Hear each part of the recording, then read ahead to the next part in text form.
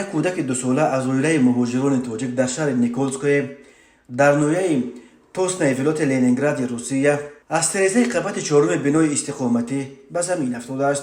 کودک را در حالت وزنین به بیمارستان نویه توسن آورده بستری کردند.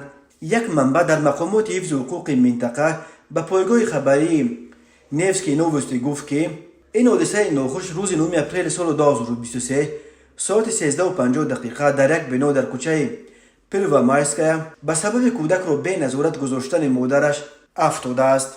کودک را با جراحت مغز سر و شکستن کوسه‌خانه سرش در بیمارستان بستری کردند و طبیبان وضع او را سنگین ارزیابی می‌کنند.